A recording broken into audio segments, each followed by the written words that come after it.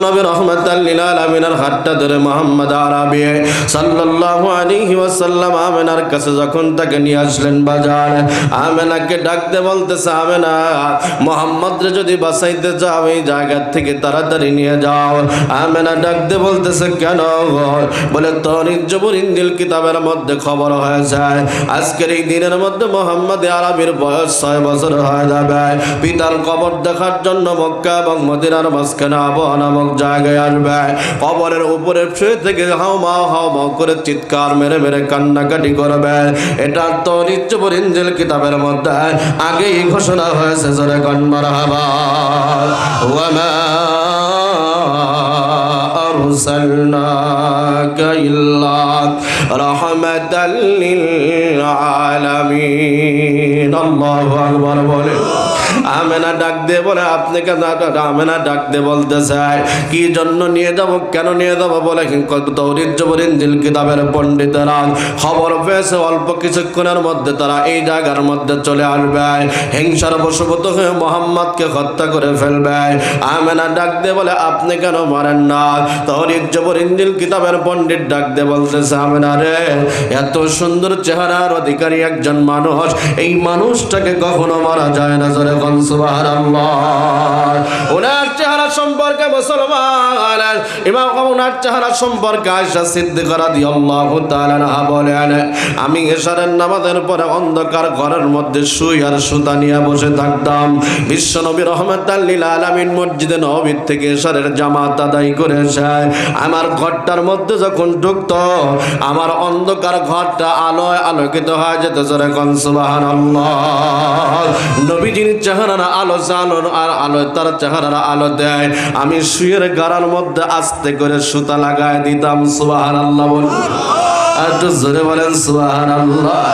ও দোস্ত মুসলমান, ভালো করে লক্ষ্য করেন বাবা, আল্লাহর নবীর হাতটা ধরে তিনি যখন আবার বাড়ির দিকে গৃহের দিকে আসতেছিলেন, কিতাবের লেখক লেখেন মক্কা এবং মদিনার মধ্যে বিষাক্ত বাতাস বওয়া শুরু হয়ে গেল। আমরা সকলেই জানি তামাম বিশ্বের মধ্যে করোনা লেগে গিয়েছিল। কথা বলেন ঠিক কি নয়? প্রত্যেকটা মানুষের মুখে মুখে মাস্ক ছুটে গিয়েছিল। দুইজন মানুষ একত্রে থাকতে পারতাম না। এরকম বিষাক্ত বাতাস আল্লাহর নবীর বয়স যখন 6 বছর হয়েছিল, 6 বছর বয়সে মক্কা এবং মদিনার মধ্যে বিষাক্ত বাতাসটা বইতরে মুসলমান বলে মানুষ কেমনে বুঝতো বর্তমান বিষাক্ত বাতাস বইতেছে? প্রত্যেকটা মানুষের গৃহপালিত পশুগুলো মাটির মধ্যে নাক যখন বুঝে দিত, মুখটা যখন বালুর মধ্যে গুজে দিত, এলাকার মানুষ বুঝতে বাকি রইতো না এলাকার মধ্যে বিষাক্ত বাতাস বইতেছে।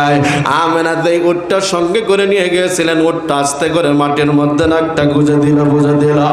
আমেনা মুহাম্মদুর রাসূলুল্লাহ সাল্লাল্লাহু আলাইহি ওয়াসাল্লাম গায় বুকের মধ্যে জরা জরা উটের নিচে আস্তে করে ঢুকে বললেন, মুসলমান, একটু বিষাক্ত বাতাস তার নাকের মধ্যে চলে গেল। আল্লাহ পাক রব্বুল আলামিন মালাকুল মউত আজরাইলকে ডাক দিয়ে বলে, মালাকুল মউত আজরাইল রেজা আমেনা জানটা বের করে নিয়ে আগায়। মালাকুল মউত আজরাইল ডাক দিয়ে বলতেছে, আল্লাহ, আপনার নবীর মা বাবাও দুনিয়াতে জীবিত নয়, মা যদি দুনিয়ার থেকে বিদায় নিয়ে চলে যায় সে কার কাছে থাকবে, কার কাছে বড় হবে? আল্লাহ পাক রব্বুল আলামিন ডাক দিয়ে বলে, আজরাইল রে, যার কেউ নাই তার জন্য আমি আল্লাহই যথেষ্ট। কথা বলেন ঠিক কিনা? যার কেউ নাই তার জন্য আল্লাহই যথেষ্ট। কথা বলেন ঠিক না বেঠিক? বিশ্বনবী রাহমাতাল লিল আলামিন বুকের মধ্যে আমেনা দুনিয়ার থেকে বিদায় নিয়ে চলে গেল। আস্তে করে মাটির মধ্যে শুয়ে বললেন, মুসলমান, দাসী উম্মে আয়মান বুঝতে পারলেন আমেনা দুনিয়ার মধ্যে আর জীবিত নাই। আল্লাহর হাবিবকে বুকের মধ্যে আঞ্জা দিয়ে ধরলেন দাসী উম্মে আয়মান। আল্লাহর নবী বিশ্বনবী রাহমাতাল লিল আলামিন বেকরার হয়ে গেলেন, পাগলের মতো হয়ে গেলেন। মার বুকের উপরে উঠে মা মা বলে চিৎকার মেরে মেরে কান্নাকাটি শুরু করে দিল। দাসী উম্মে আয়মান ডাক দিয়ে বলে, মুহাম্মদ, যারা চলে যায় তারা আর কখনো ফেরত আসে না। কথা বলেন ঠিক কিনা?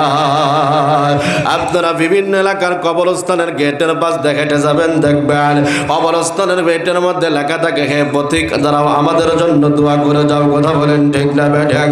মানুষ যখন মারা যায় ওই মানুষগুলো ইয়াতিম হয়ে যায়। চক্ষু বন্ধ করে দেখবেন, নাই নাই নাই, কিচ্ছু নাই, কিচ্ছু নাই। দুনিয়া দুনিয়াতে সন্তান আপনার আপন, স্ত্রী আপনার আপন, বন্ধু আপনার আপন, ভাই আপনার আপন, মা আপনার আপন, কিন্তু মৃত্যু হওয়ার সাথে সাথে 3 দিন 4 দিন 5 দিন 10 দিন 1 বছর যাওয়ার পরে আপনাকে আর কেউ মনে রাখবে না। কথা বলেন ঠিক কিনা?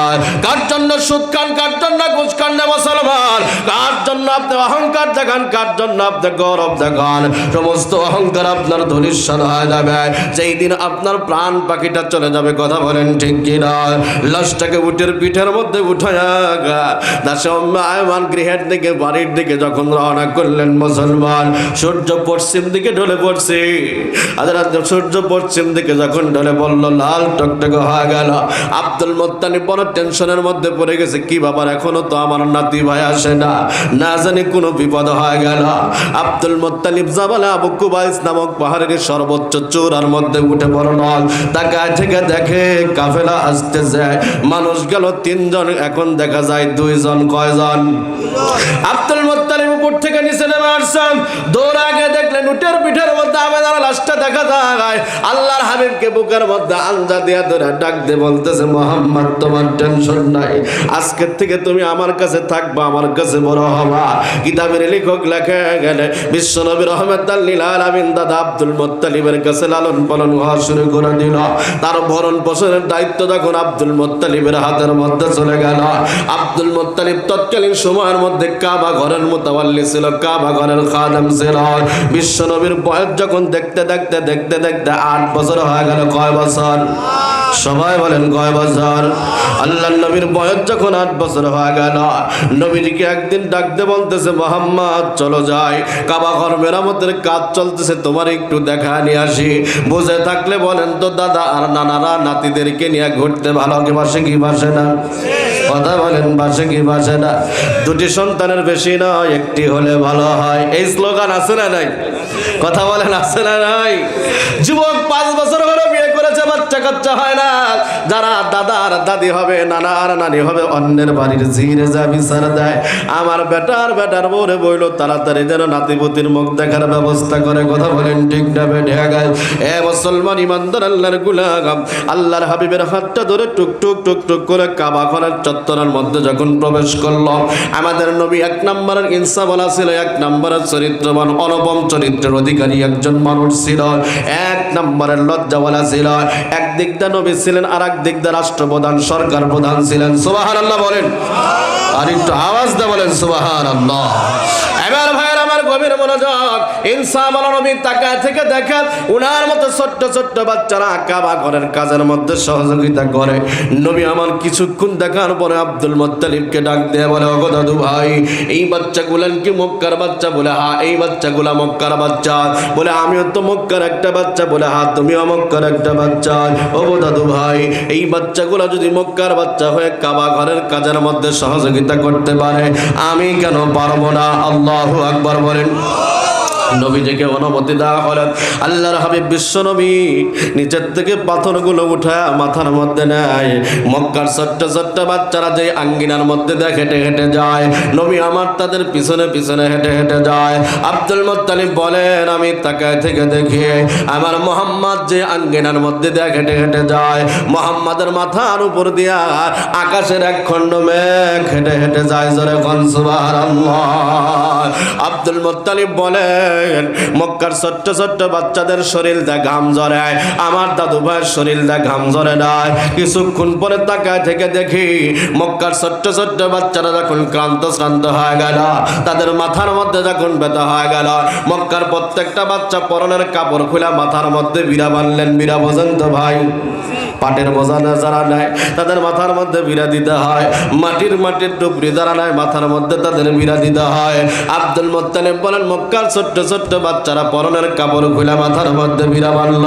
একজন মাত্র ব্যক্তি অত্যন্ত লজ্জাওয়ালা, অত্যন্ত শরমওয়ালা, হাবিব আমার পরনের কাপড় খুলেন একটা জায়গার মধ্যে দাঁড়ায় নিলেন। আল্লাহু আকবার বলেন। ওনারা আম্মা আমেনা মক্কার মা বোনদেরকে ডাক দিয়ে বলো, মক্কার মায়েরা বোনেরা তোমরা শোনো, আমার মুহাম্মাদের লজ্জা কেমন ছিল ছিল, আমার মোহাম্মদের শরম কেমন ছিল। আমার মোহাম্মদ যেই দিন দুনিয়ার জমিনের মধ্যে আগমন করেছিল, আমি তাকায় থেকে দেখি আমার মোহাম্মদ তার বাম হাত দ্বারা তার লজ্জাস্থান ঢেকে রেখেছে। চিৎকার দিয়ে বলা যাবে কি মারহাবা। আল্লাহর বান্দি বলে আমি মোহাম্মদের হাতটা যতই সরায় দিতে চাই, মোহাম্মদ লজ্জাস্থানের উপর থেকে হাত সরায় না। যতই জোর করে সরায় দিতে চাই, মোহাম্মদ জোরে জোরে কান্নাকাটি করেন। আমার বুঝতে বাকি রইল না, এই মোহাম্মদের লজ্জাস্থানকে পৃথিবীর অন্য কোনো মানুষকে দেখতে দেওয়া হবে না। দাসী উম্মে আইমানকে ডাক দিয়ে বললেন, দাসী উম্মে আইমান রে যা, আমার ঘরের মধ্যে যা, আমার পুরাতন কাপড়ের এক টুকরা আসল ছিঁড়ে নেয়, মোহাম্মদ রে পরায় দেয়, মোহাম্মদ রে ফিদায় দেয়। দাসী উম্মে আইমান ঘরের মধ্যে চলে গেলেন। বাবা পুরাতন কাপড়ের এক টুকরা আসল ছিঁড়ে নিয়ে এসে আল্লাহর হাবিবকে যখন পরায় দিল, আমেনা বলেন কাপড় পরাইতে দেরি হয়, মোহাম্মদ কাপড়ের নিচ থেকে হাত সরাইতে দেরি করলেন না। আমি ওই সিলাই সারা কাপড়ের ফাঁক দিয়ে তাকায় থেকে দেখি আমার মোহাম্মদকে আল্লাহ পাক রব্বুল আলামিন এই দুনিয়ার মধ্যে মুসলমানি করায় পাঠায় দিয়েছে। জোরে কোন মারহাবা। আল্লাহর বান্দি বলেন আমার মোহাম্মদের লজ্জাস্থানকে পৃথিবীর কোনো ডাক্তার, পৃথিবীর কোনো হাজার গোটকাকে দেখতে দেওয়া হয় নাই। আব্দুল মুত্তালিব বলেন জায়গার মধ্যে তারা আছে, মুসলমান খেয়াল করেন। আব্দুল মুত্তালিব বলেন আমি আস্তে করে গিয়ে মোহাম্মদের পরনের কাপড়টা যখন খুলে দিলাম, কাপড় খুলতে দেরি হয়, নবী আমার জ্ঞান শূন্য হয় জমিনের মধ্যে পড়ে যেতে দেরি করলেন না। তার কোনো হুঁশ নাই, তার কোনো জ্ঞান নাই, তার কোনো সেন্স নাই রে মুসলমান। ও টাঙ্গাইলের যুবক ভালো করে লক্ষ্য করো বাবা, বিশ্বনবী রাহমাতাল লিল আলামিন যখন জমিনের মধ্যে শুয়ে বলল, ঢলে বলল, আব্দুল মুত্তালিব বেকার হয়ে গেল, বড় টেনশনের মধ্যে পড়ে গেল। আমার দাদু ভাই তো কোনোদিন আচমকা এইভাবে জ্ঞান হারায় নাই, আজকে জ্ঞান হারায় ফেলল। অল্প কিছুক্ষণের মধ্যে তার জেহেনের মধ্যে, ব্রেনের মধ্যে ধরা পড়ে গেল আমার দাদু ভাইয়ের পরনের কাপড় খুলে দিয়েছে, এই জন্য বলা হয় জ্ঞান শূন্য হয়ে গেছে। পুনরায় কাপড়টা তখন পরিধান করে দেওয়া হলো। বাবা কাপড় পরাইতে দেরি হয়, নবী আমার জ্ঞান ফিরে পেতে দেরি করলেন না। চিৎকার দিয়ে বলা যাবে কি সুবহানাল্লাহ। নবীরে প্রশ্ন করা হলো, মুহাম্মদ তুমি কেন জ্ঞান শূন্য হয়ে গেল? নবী আমার মুস্কি একটা হাসি দিয়ে ডাক দিয়ে বলতে চায়, ও দাদু ভাই আপনি আমার পরনের কাপড় খুলে দিয়েছিলেন, এই জন্য আমি জ্ঞান শূন্য হয়ে গিয়েছিলাম। আল্লাহু আকবার বলেন। আমরা তার উম্মত, কথা বলেন ঠিক কি ঠিক না? হাটে যাবেন বা পর্দা, মাঠে যাবেন বা পর্দা, রাস্তায় যাবেন বা পর্দা, যেই জায়গার মধ্যে যাবেন ওই জায়গার মধ্যেই পর্দা, কথা বলেন ঠিক কি না? এরা যুবক তুমি যে জিন্সের প্যান্টটা পরে আজকে মাহফিলের মধ্যে আসছো, যুবক রে তোমার জিন্সের প্যান্টটার মধ্যে একটু হাতটা লাগায় দাও, দেখবা জিন্সের প্যান্টটা নাভির কমপক্ষে 5 আঙ্গুল 4 আঙ্গুল নিচে চলে যায়, কথা বলেন ঠিক কি ঠিক না? 4 আঙ্গুল নিচে চলে যায়, এই প্যান্টটা নাভির নিচে চলে যায়, প্যান্টটা আর এক দিক দিয়ে গোসার নিচে চলে যায়, গোসার নিচে পালাইতে পালাইতে প্যান্টটা সাদা হয়ে যায়, নয়তো বা ফুটা হয়ে যায়। কথা ঠিক বললাম না ভুল বললাম? আল্লাহ রাসূল বলেন মা আসফালা মিনাল কাবাইনি মিনাল ইজারি ফিন্নার, টাকনোর নিচে পায়জামা অথবা লুঙ্গি গেলে ওই স্থান জাহান্নামের আগুনের মধ্যে জ্বলবে। যুবতী বগণ নিয়ম হলো যুবক টাকনোর উপরে কাপড় পরবে, যুবক টাকনোর উপরে কাপড় পরবে, মেয়েরা টাকনোর নিচে কাপড় পরবে। এগুলো আনকালচার হয়ে গেছে, কালচার হলো যুবক টাকনোর নিচে কাপড় পরে আর যুবতী টাকনোর কমপক্ষে আধা উপরে কাপড় পরে, কথা বলেন ঠিক কিনা? বেপরদায় যখন রাস্তায় মেয়ে মানুষ নামে, চকিদারও তাকায়, দফাদারও তাকায়, আপনিও তাকায় থাকেন, ওই সময়ের মধ্যে একটা জিনিস চিন্তা করা উচিত। আমি যেরকম অন্যের মেয়ের দিকে, অন্যের বেটার বউয়ের দিকে তাকায় থাকে, আমার মেয়ে আমার বেটার বউ রাস্তায় নামলে ঠিক অন্য মানুষও এইভাবেই তাকায় থাকে, কথা বলেন ঠিক কিনা? মা বোনদেরকে একটি কথা বলতে চাই, একটা ডোজ আপনাদেরকে দেওয়া যায়, জ্ঞানী ব্যক্তি ইশারাই যথেষ্ট। আপনারা হলেন টিউব, আমরা হলাম টায়ার, সমস্ত ময়লা আবর্জনা টায়ারের মধ্যে ভরবে। টিউব যদি আন্দোলন করে টায়ার ভাই আমরা বাহিরে আসতে চাই, বুঝে থাকলে বলেন তো ফেটে যাবে কি যাবে না?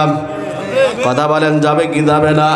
ধর্ষণ আমাদের দেশে ওই দিনই বন্ধ হবে যেই দিন আমার দেশের মা বোনেরা পর্দার মধ্যে ঢুকবে, কথা বলেন ঠিক কিনা? ও আমার বন্ধুগণ, বিশ্বনবীর হাতটা ধরে আব্দুল মুত্তালিব আবার যখন বাড়ির মধ্যে আসলো, বাড়ির মধ্যে আসার পর ওই দিন দিবাগত রাত্রিবেলায় আব্দুল মুত্তালিব নবীজির চেহারার দিকে লক্ষ্য করে নজর করে তাকায় থেকে দেখায় নবীজির চক্ষু দুটো লাল টকটকে হয়ে গেছে, চোখের মধ্যে থেকে ময়লা যুক্ত পানি বের হচ্ছে মুসলমান। আব্দুল মুত্তালিব বলেন আমার বুঝতে বাকি রইল না, আমার মোহাম্মদ দাদুমার চক্ষু উদয় হয়ে গেছে, চোখের বেড়া হয়ে গেছে। পরের দিন সকালবেলা আল্লাহর হাবিব রেনিয়া মক্কার বাজারের মধ্যে চলে গেল মুসলমান। মক্কার মানুষদেরকে ডাক দিয়ে বললেন, ও মক্কার বাইরে তাকায় থেকে দেখো আমার দাদুমার চক্ষু দুটো উদয় হয়ে গেছে, কোন ডাক্তারের কাছে নিয়ে গেলে ভালো হয়, কোন হাকিমের কাছে নিয়ে গেলে ভালো হয়? মক্কার মানুষেরা ডাক দিয়ে বলে, আব্দুল মুত্তালিব সাগর, আমরা যতটুকু জানি এই মক্কার থেকে প্রায় 4 কিলোমিটার দক্ষিণায় একজন তৌরিত জবর ইনজিল কিতাবের পণ্ডিতের বাড়ি। আমরা যতটুকু জানি সে যদি চক্ষু রোগীর চোখের মধ্যে ছেড়ে দেয় তাহলে চক্ষু রোগী ভালো হয়ে যায়। আল্লাহর বান্দা বিশ্ব নবীর সঙ্গে করে নিয়ে আবার হাঁটতে হাঁটতে 4 কিলোমিটার পাড়ি দিয়া তৌরিত জবর ইনজিল কিতাবের পণ্ডিতের বাড়ির দরজার মধ্যে যখন গেলেন, সকালবেলা ঘরের মধ্যে থেকে তৌরিত জবর ইনজিল কিতাবের তেলাওয়াতের আওয়াজ আসতেছে। বাবা আল্লাহর নবী বেশ কিছুক্ষণ অপেক্ষা করার পর আব্দুল মুত্তালিবকে ডাক দিয়ে বলতেছে, ও দাদু ভাই, এই বন্ধ ঘরের দরজার সামনে যদি সারাদিন অপেক্ষা করি ঘরের দরজা খোলা হবে না। ঘরের দরজার মধ্যে আমি নক করতে চাই, ঘরের দরজার মধ্যে টোকা লাগাইতে চাই। আল্লাহর হাবিবকে অনুমতি দেওয়া হলো মুসলমান। নবী আমার তার কোমল হাত দিয়ে নরম হাত দিয়ে ঘরের শিকলের মধ্যে আস্তে করে টান লাগাই দিল। শিকলের মধ্যে টান লাগানোর সঙ্গে সঙ্গে ঘরের দরজাটা খুলে দিল মুসলমান। ঘরের দরজা খোলার পর তৌরিত জবর ইনজিল কিতাবের পণ্ডিত একবার আমাদের নবীর দিকে তাকায়, আবার আকাশের দিকে তাকায়। আল্লাহু আকবার বলে। একবার নবীর চেহারার দিকে তাকায়, আবার আকাশের দিকে তাকায়। আব্দুল মুত্তালিবকে ডাক দিয়ে বলে, তোমার নাম কি? আব্দুল মুত্তালিব বলে, হ্যাঁ আমার নাম আব্দুল মুত্তালিব। এই বাচ্চার নাম মোহাম্মদ বলে, হ্যাঁ এই বাচ্চার নাম মোহাম্মদ। আর বয়স হলো 8 বছর বলে, হ্যাঁ বয়স হলো 8 বছর। পিতার নাম আব্দুল্লাহ, মাতার নাম আমেনা বলে, হ্যাঁ হ্যাঁ। আপনি কেমনে বুঝলেন? তৌরিত জবর ইনজিল কিতাবের পণ্ডিত ডাক দিয়ে বলে, আব্দুল মুত্তালিব সহন আজকের এই দিনের মধ্যে নবী মুহাম্মদ আরবি সাল্লাল্লাহু আলাইহি ওয়াসাল্লাম বয়স 8 বছর হয়ে যাবে, চোখের মধ্যে অসুখ হয়ে যাবে। চোখের দ্বারা নেওয়ার জন্য একজন তৌরিত জবর ইনজিল কিতাবের পণ্ডিতের বাড়ির দরজায় আসবে। এটা তৌরিত জবর ইনজিল কিতাবের মধ্যে আগেই ঘোষণা হয়েছে। জোরে কোন সুবহানাল্লাহ। আর একটু আসতে বলেন সুবহানাল্লাহ। আব্দুল মুত্তালিব শোন, আর একটা আশ্চর্যের খবর শোন। বলে, কি আশ্চর্যের খবর? আব্দুল মুত্তালিব এই বাচ্চার বয়স যখন 40 বছর হয়ে যাবে, নবুয়তি এবারমান তার হাতের মধ্যে চলে যাবে। এই বাচ্চা মানুষের দ্বারে দ্বারে ঘুরবে আর কালেমার দাওয়াত দিতে থাকবে। তখন আমাদের তৌরিত জবর ইনজিল সকল কিতাবগুলো মনসুখ হয়ে যাবে, বাতিল হয়ে যাবে, ব্র্যান্ড হয়ে যাবে। একমাত্র কোরআনের তেলাওয়াত তামাম বিশ্বের মধ্যে থাকবে। জোরে কোন সুবহানাল্লাহ। বলেন তো কোরআন শরীফের তেলাওয়াত তামাম বিশ্বে আছে না নাই? আর জোরে বলেন আছে না নাই? আমাগো বাংলাদেশে আছে না নাই? আপনাদের টাঙ্গাইলে আছে না নাই? এই এলাচিপুরে কোরআন শরীফের তেলাওয়াত হয়। কথা বলেন ঠিক কিনা?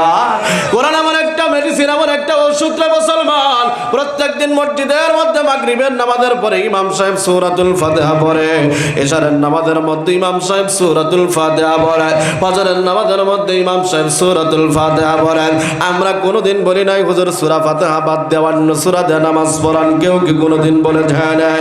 আমাদের দেশের মধ্যে এক এক সময় এক একটা গান ভাইরাল হয়। বেশ কিছুদিন আগে একটা গান ভাইরাল হয়েছিল কাঁচা বাদামের গান।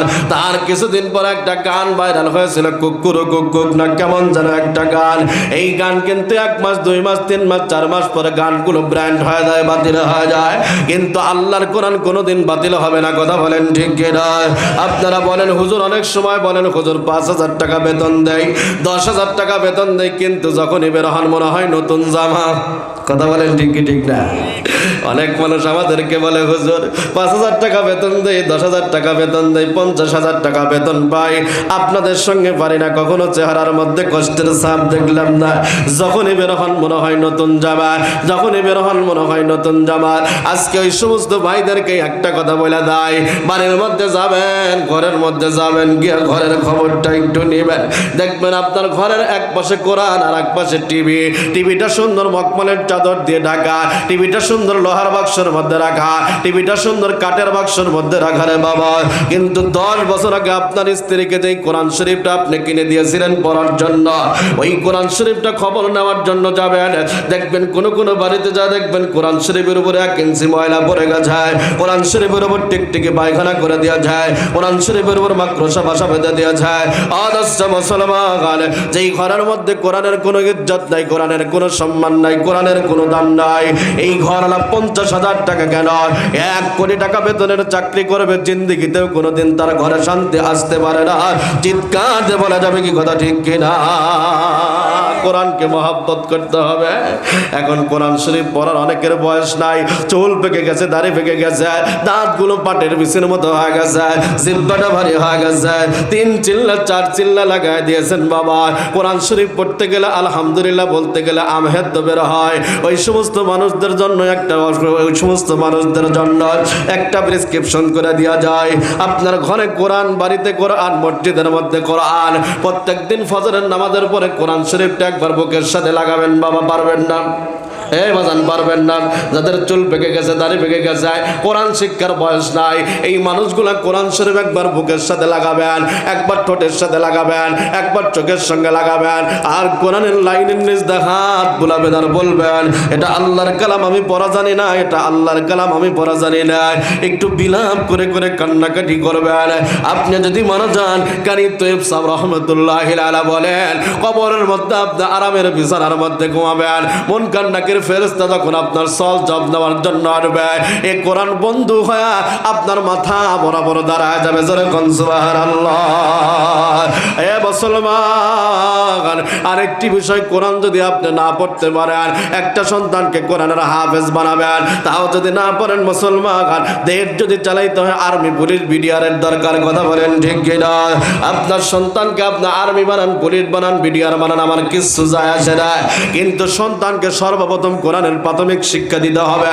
বলে হুজুর, কোরআনের প্রাথমিক শিক্ষা কাকে বলা হয়? যতটুকুন শিক্ষা করলে আপনার সন্তান আপনার জানাজার নামাজটা পড়াইতে পারে, যতটুকুন শিক্ষা করলে আপনার সন্তান ঈদের মধ্যে ছুটিতে বাড়িতে আসছে, আর্মি, বিডিআর, পুলিশ বাড়িতে আসছে, আপনার মসজিদের ইমাম সাহেব মসজিদ থেকে বাড়িতে চলে গেছে, নাকি ছুটি দেন না? ইমামদের শ্বশুর বাড়ি নাই। কথা বলেন ঠিক কি ঠিক না? ইমাম করে অসুখ হয় না, ইমাম করে ডাক্তার বাড়ি যাওয়া লাগে না। অনেক মানুষ ইমামদেরকে রবট মনে করে, বাড়িতে বইয়ের সাথে রাগ করে এসে মসজিদে ইমাম সাহেবের সাথে গরম দেখায়। কথা বলেন ঠিক কি ঠিক না? আর জোরে বলেন ঠিক না ঠিক?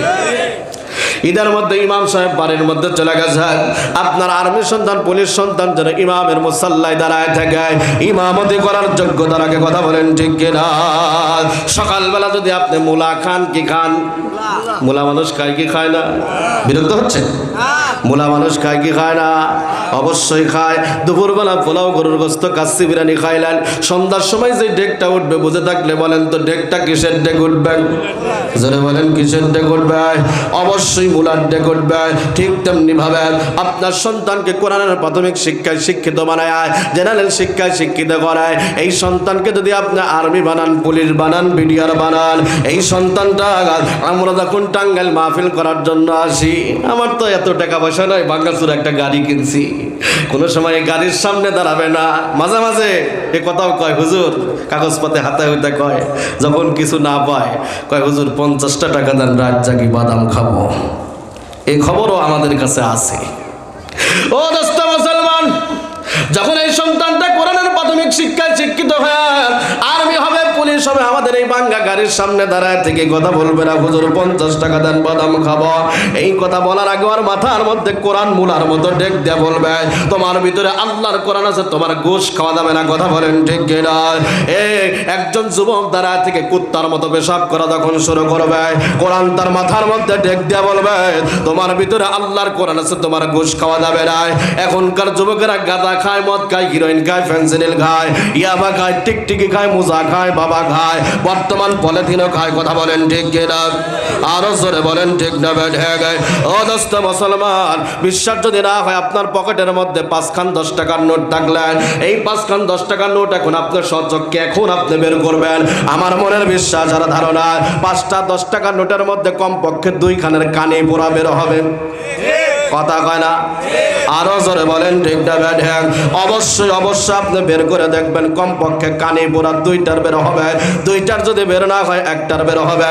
1000 টাকার নোটের কানে পোড়া, 500 টাকার নোটের কানে পোড়া, 10 টাকার নোটের কানে পোড়া, 20 টাকার নোটের কানে পোড়া। এটার অর্থ আমি বুঝি নাই। 10-15 দিন আগে আমার মাদ্রাসার হাফেজ সাহেবকে বললাম যে, হুজুর টেকার কানে পোড়া খায়, 1000 টাকার টাকার নোটেরও কানি পড়া ব্যাপার কি? কয় হুজুর সারা বাংলাদেশে ওয়াজ করেন, এটা বুঝলেন না, তরজমা বুঝলেন না। বললাম বলেন তো দেখি কি? হুজুর আমারে ডাক দিয়ে কয় হুজুর এখনকার যুবক ছেলেপেলেরাও নাকি টাকার কানি দিয়া কানের মধ্যে কি যেন তুলে নেশা করে। জোরে বল নাউজুবিল্লাহ। আপনার সন্তান যখন গাজার কলকের মধ্যে টান দিবে রে মুসলমান, কোরআন তার মাথার মধ্যে ডেক দিয়ে বলবে তোমার ভিতরে আল্লাহর কোরআন, তোমার গাঁজা খাওয়া যাবে না, তোমার মদ খাওয়া যাবে না। আপনার মেয়ে যখন বেপরদায় রাস্তার মধ্যে নামবে, কোরআন তার মাথার মধ্যে ডেক দিয়ে বলবে তোমার ভিতরে আল্লাহর কোরআন আছে, তোমার বেপরদায় থাকা যাবে না। আর একটা সন্তানকে যদি আপনি হাফেজ বানাইতে পারেন রে বাবা, এই হাফেজ সন্তান 10 জন মানুষকে জান্নাতের মধ্যে নিয়ে যাবে। একটা সন্তানকে যদি আপনি আলেম বানাইতে পারেন রে বাবা, একজন আলেম অসংখ্য মানুষকে জান্নাতের মধ্যে নিয়ে যাবে। ঢাকার মধ্যে চাকরি করে ইঞ্জিনিয়ার, বাড়ির থেকে খবর চলে গেছে তোমার আব্বা দুনিয়ার থেকে বিদায় নিয়ে চলে গেছে। ইঞ্জিনিয়ার তাড়াহুড়া করে বাড়ির মধ্যে চলে আসছে মুসলমান। ইমাম সাহেব জানাজার মুসাল্লার মধ্যে দাঁড়ায় গেছে। ইঞ্জিনিয়ার পিছন থেকে জানাজার নামাজ পড়ার হাউ মাউ করে চিৎকার মেরে মেরে কান্দে। জানাজার নামাজটা যখন শেষ হয়ে গেল, ইমাম সাহেব ইঞ্জিনিয়ারকে ডাক দিয়ে বলে ইঞ্জিনিয়ার রে শোনো, এই দুনিয়াতে জীবিত আছে এটা আশ্চর্য, মৃত্যুবরণ করবে এটাই স্বাভাবিক। তোমার আব্বা দুনিয়ার থেকে বিদায় নিয়ে চলে গেছে, তোমাকেও মৃত্যুবরণ করতে হবে, কান্নাকাটি কইরো না। ইঞ্জিনিয়ার ডাক দিয়ে বলে হুজুর আমি এই জন্য কান্নাকাটি করি না। বলে কেন কেন কি জন্য কাঁদো? ইঞ্জিনিয়ার ডাক দিয়ে বলে হুজুর আমার আব্বার জানাজার নামাজটা আপনি পড়ায় দিলেন হুজুর, আমার আব্বা আমার এমন একটা ইঞ্জিনিয়ার বানাইলো, আমি আমার আব্বার জানাজার নামাজটা পড়াইতে পারলাম না। ওর চাইতে কপাল পোড়ার পৃথিবীর মধ্যে কেউ নাই রে বাবা। আপনার সন্তানদের ডাক্তার বানান, ইঞ্জিনিয়ার বানান, কোনো কিচ্ছু যায় আসে না। তলাবুল ইলমি ফারিদাতুন আলা কুল্লি মুসলিমি ওয়া মুসলিমা, প্রত্যেক নর এবং নারীর জন্য ইলমে দ্বীন শিক্ষা করা ফরজ। কতটুকুন শিক্ষা করা ফরজ? যতটুকুন শিক্ষা করলে সে হালাল হারামের তমিজ করতে পারে, যতটুকুন শিক্ষা করলে সে নফলটা বুঝতে পারে, সুন্নতটা বুঝতে পারে। এরা যুবক, পৃথিবীর সব জায়গার মধ্যে তোমার সময় হয়, যুবকরে মসজিদের মধ্যে তোমার ঢোকার সময় হয় না। ও যুবক, পৃথিবীর সব জায়গার মধ্যে তোমার সময় হয়। যদিও শুক্রবারে তুমি একটু মসজিদের মধ্যে জুমার নামাজ পড়ার জন্য ঢোকো, বাদাল জমা 4 রাকাত সুন্নত নামাজ না পড়ে যুবক দৌড়ায় বাড়িতে যায় কি যায় না? কথা বলেন যায় কি যায় না? যুবক রে, তোমার মতো কত যুবক রাস্তার মধ্যে রোড অ্যাক্সিডেন্টে মারা যায়, তোমার মতো কত যুবক চট্টগ্রামে আগুন লেগে মারা গেল, তোমার মতো কত যুবক লঞ্চ ডুবে মারা যায়। এ যুবক মনে করতেছো নামাজ পড়বো না, বুড়া হলে নামাজ পড়বো না। না না, বাবার আগে সন্তান দুনিয়ার থেকে বিদায় নিয়ে চলে যায়। কথা বলেন ঠিক কিনা?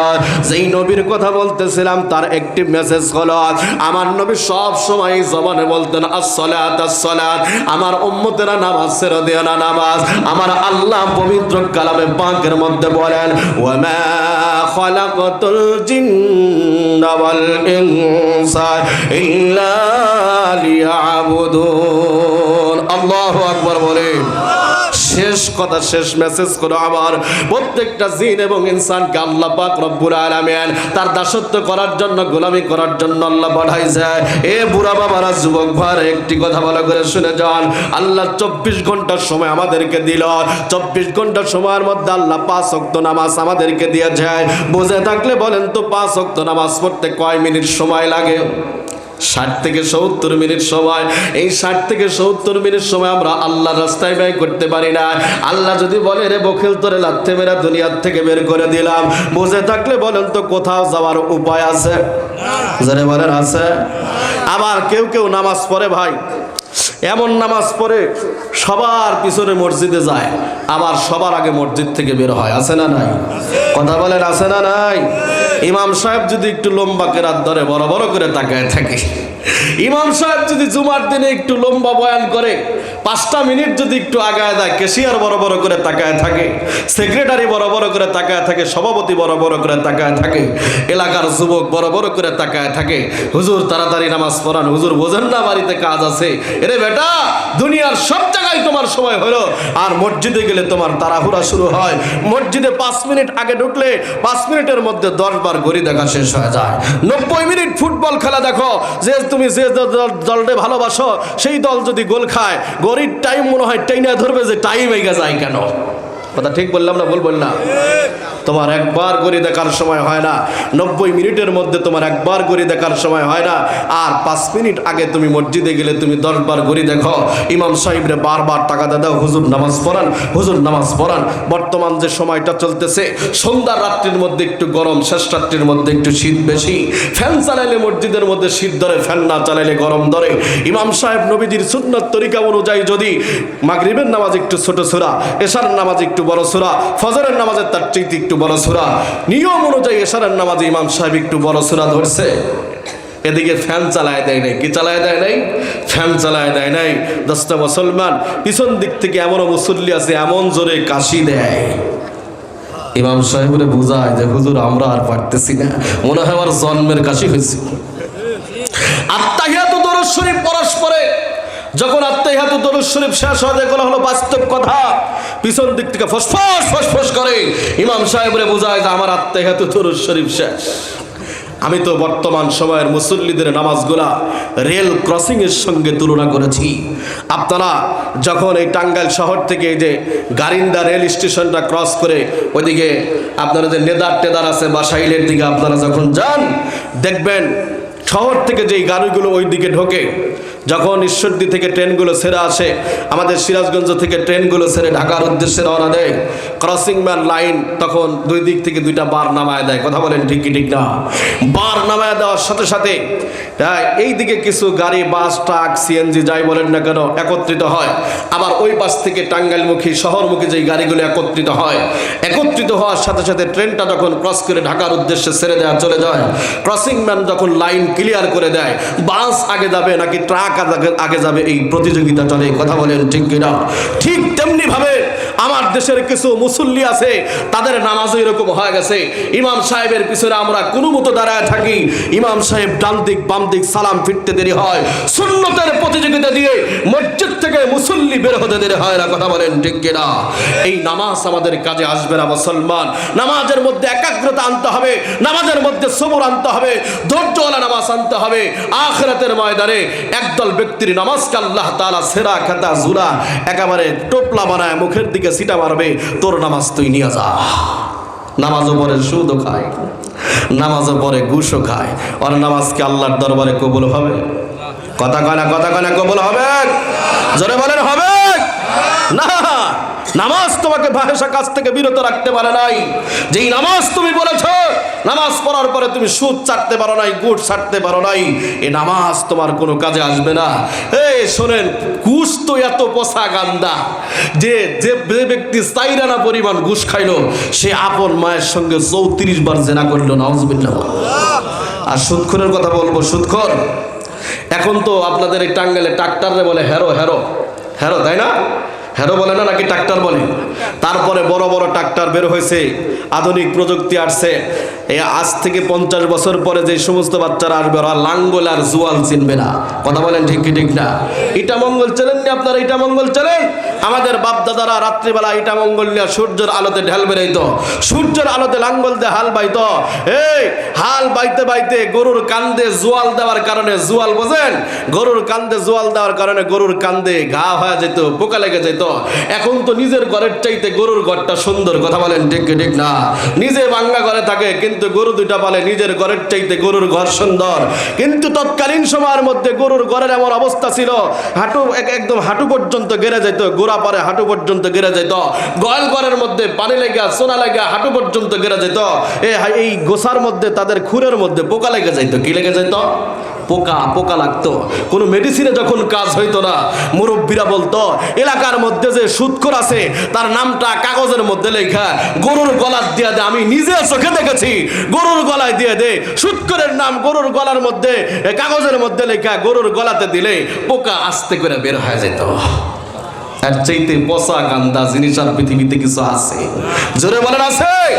আরেকটি কথা আপনাদেরকে বলে যায়, শেষ কথা আমার আরেকটি কথা আপনাদেরকে বলি। সুদখোরের দুনিয়াতে সর্বোচ্চ শাস্তি কি আপনারা জানেন? দুনিয়াতে সর্বোচ্চ সুদখোরের শাস্তি হলো, আর কোনো লজ্জা শরম থাকবে না। ও 5 জন মানুষের মধ্যে থাকলেও হাঁটু বাই করে বসে থাকবো। কি বাই করে বসে থাকবো? হাঁটু বের করে বসে থাকবে। আমার এই কথার সাথে আপনারা মিলায় দেখবেন। আমি আপনাদেরকে উদারত আহ্বান করব, ভাই আসুন সুদ ছেড়ে দেই। যারা কিস্তি তোলেন, ভ্যান চালান, অটো গাড়ি চালান, আমরা 10,000 টাকা বেতনের চাকরি করি, আমরা তো কখনো কিস্তি তুললাম না, কখনো তো ইউনিয়ন পরিষদের বারান্দায় ব্যাগ না দাঁড়ায় দেখলাম না।